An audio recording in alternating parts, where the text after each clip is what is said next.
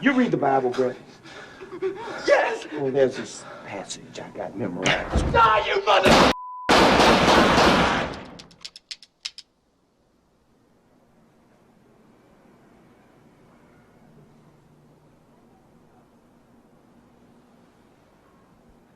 We should be dead, man.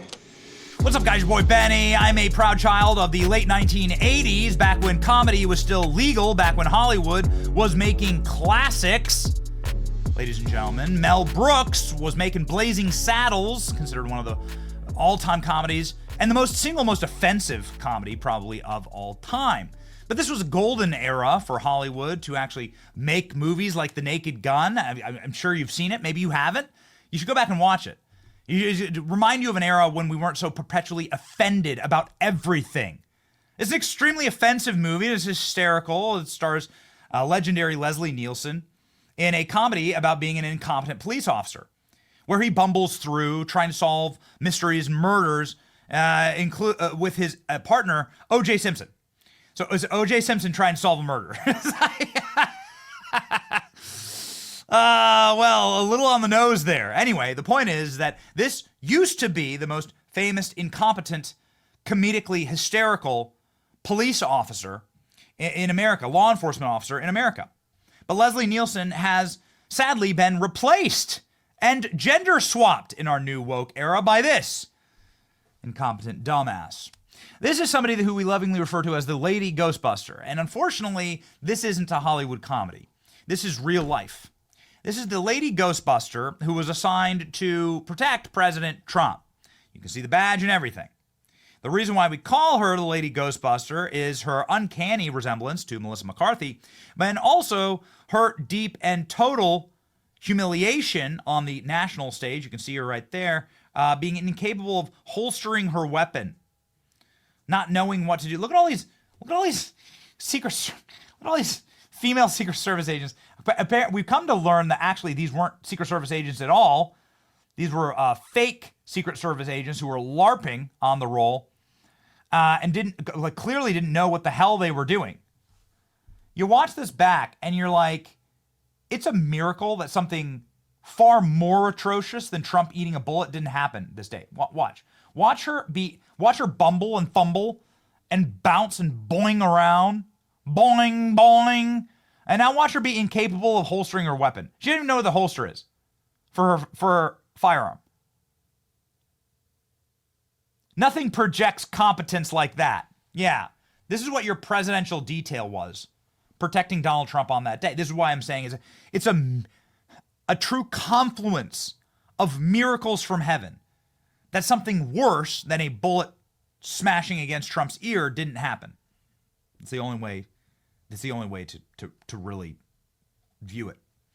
So, ladies and gentlemen, lovingly known as the Lady Ghostbuster to our program, we thought that this was the single dumbest and most ill-equipped and unqualified Secret Service agent in American history, even worse than Frank Drebin of the Naked Gun series. But we were wrong. Yeah, we were wrong. In a breaking news report from Jesse Waters, citing a congressional report about the incompetence of the Secret Service at the second Trump assassination attempt. We know of 4 Trump assassination attempts that were ongoing during the 2024 campaign. The Biden administration didn't seem particularly interested or motivated to solve any of these. Turns out that even after Trump had to eat a bullet, they still were staffing him with the dumbest and most incompetent Secret Service agents. Check this out. New revelations about the attempted Trump assassin, Ryan Routh. Secret Service agents spotted Routh in the bushes, only 5 feet away from him. They shot at him 6 times. And they missed him. They missed someone 5 feet away. Now, many professional snipers and military members of Congress and otherwise have been on our program talking about how lucky Trump was to have survived. I mean, lucky or blessed, or the protection of God, to survive 150 yards, right, with an AR-15. Thomas Crooks was able to get off 8 shots in Butler, Pennsylvania. And he did kill people, and he hit President Trump, I mean, all deference and respect given to Corey Comperatore's family, who laid down his life for this movement. And I hope Corey gets a statue, and I will personally donate to it. But thank God that they didn't hit President Trump, because that would have equaled civil war. I mean, that would have equaled the end of civilization. The point is that people were on our program, trained military professionals have been on our program saying, anyone, like if you are in your basic training for any military class and you can't hit a target at 150 yards, they're probably going to kick you out of the military. Talking about how lucky Trump was. But this report from Jesse Waters says that the Secret Service couldn't hit a target from 5 feet away. Here we go. 2 new revelations from the Trump Assassination Task Force. According to their report, the Secret Service agent who spotted Ryan Routh in the bushes outside Trump's golf course was only 5 feet away when he opened fire and missed him. Not once, not twice, 6 times. He missed him 6 times from 5 feet. How does a trained agent who passed the firearms test miss a target away, 5 feet away? That's not all. The report says the Secret Service found out at 2:30 in the morning that Trump would be golfing later that day, but they didn't secure the course, allowing Routh to camp out for 12 hours before anyone saw him. Meanwhile, Routh appeared in federal court this morning, and his legal team signaling they're going to go with the insanity defense. How convenient. Routh's public defender said he has had multiple meetings with a mental health expert while in jail, and the witnesses who saw him before the arrest say he was hallucinating and delusional, of course. Prosecutors also revealed that Routh has been doing a lot more writing behind bars than initially reported. Routh has written nearly 40 letters to news outlets in an attempt to persuade them that he's an honorable guy, but they were intercepted before they reached their targets. We also know that only 17 of the 18 cell phones found in Routh's possession belong to him. Why does he have 18 cell phones? And wait, he has 17. So who owns the last phone? And why did Routh have it?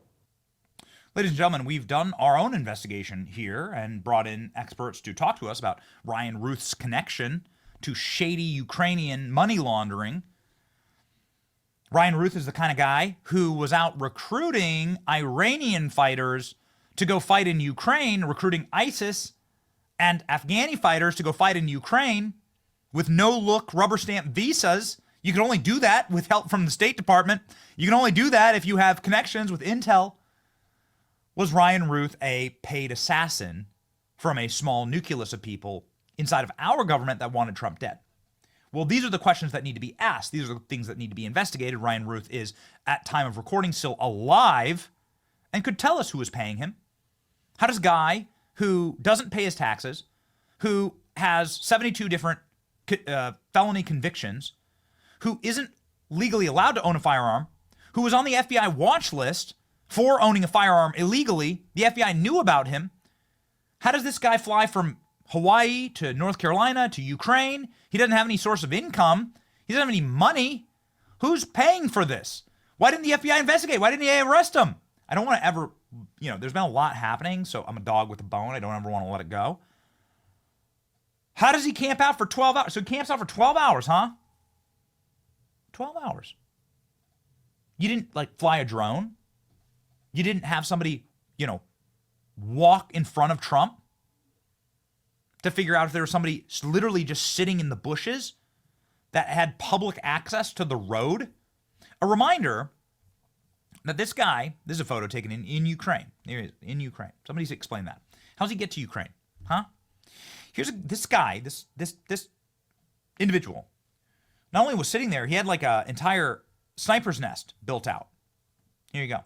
Site of second Trump assassination had critical vulnerabilities, bipartisan report reveals. He was sitting here with a sniper's nest, with a scope, with the ceramics in the bags in order to prevent from getting shot. Secret Service agent couldn't shoot him from 5 feet away. The infamous sniper's nest at the Trump International Golf Course site, a major second assassination attempt of President Trump, was located near a known vulnerability on the ground, the bipartisan House Task Force revealed. Moreover, the report indicated that the Secret Service declined to deploy a full scope of their protective procedures for Trump. Despite the Trump International Golf Course being surrounded by public roads and protected only by a chain link fence, trees, and some bushes, Secret Service did not implement a full scope of former President Trump, now President-elect Trump's arrival. Unfortunately, the property was subject to critical vulnerabilities, particularly related to the outer perimeter the Secret Service had previously identified as favorable position for potential snipers. Publicly reported, the location of where the snipers nest was known by photographers. Okay, so it's like a place where you could go and snap a photo of Trump golfing. They do this with regularity. Look at this. This was where Trump was going to be. That's where Trump was going to tee off. Or was going to, there's the hole. This is 6 hole. Okay, so this is a course route. So there's the tee. Trump was going to roll through here, and this was where the sniper was going to be, and here's the road. It was suicidal. It's legitimately suicidal. Now they're going to claim insanity because they don't want to get to the real answer. The real answer here lies in who was paying Ryan Routh? How did he get his money? Who set him up? Who was he communicating with? We need to seize all the evidence immediately before it can be destroyed. And we need a full-scale investigation by Pam Bondi and Kash Patel of the FBI. And then we need to get down on our knees and say our prayers, because these were the incompetent bastards that were defending President Trump. And we damn near had the collapse of Western civilization and a civil war instead of this current American golden era that we were living in. Thank God. Thank God. Ladies and gentlemen, it's your boy Benny. Like, share, and subscribe. Pray for President Trump and for security for this nation. We're winning against the forces of darkness. See ya.